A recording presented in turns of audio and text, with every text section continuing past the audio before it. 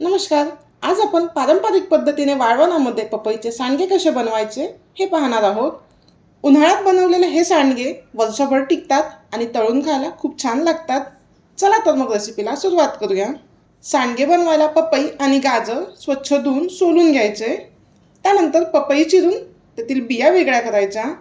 बारीक किसणीने पूर्ण पपई आणि त्यामध्येच गाजर किसून घ्यायचे आणि मिक्स करायचे. 1 कप जाड पोहे मिक्सरवर बारीक करून त्याची पावडर बनवायची. त्यानंतर पाववाटी साबुदाणासुद्धा मिक्सरवर बारीक करून घ्यायचा. त्यानंतर मिक्सर जारमध्ये 3 ते 4 टोमॅटो, हिरव्या मिरच्या आणि कोथिंबीर टाकून त्याची पेस्ट बनवायची. बारीक केलेल्या सर्व वस्तू एक एक करून यामध्ये टाकायच्या. यामध्येच हळद, धने पावडर आणि मीठ टाकून हे मिक्स करायचं. तुमच्या आवडीनुसार काही कमी जास्त मसाले तुम्ही यामध्ये ॲड करू शकता. यामध्येच ओवा आणि तीळ टाकून मिक्स करायचं आणि त्याचा एक गोळा बनवायचा.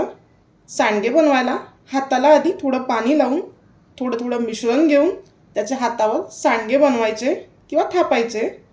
हे सांडगे बनवत असताना शक्य तितके पातळ बनवायचे आणि प्लास्टिकवर उन्हात वाळत घालायचे.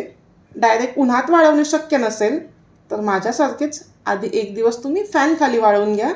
त्यानंतर मात्र 2 दिवस हे सांडगे उन्हामध्ये वाळवायचे. या प्रकारे अर्धा मिश्रणाचे सांडगे मी इथे बनवून घेतले. आज सांडगे आपण 2 वेगवेगळ्या प्रकारे बनवणार आहोत. हातामध्ये थोडं थोडं मिश्रण घेऊन त्याचे डायरेक्ट प्लास्टिकवरच सांडगे तोडायचे.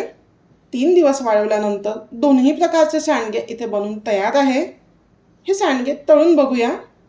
सांडगे तळल्यानंतर ते फार फुलत नाही, पण खायला मात्र खूप छान लागते.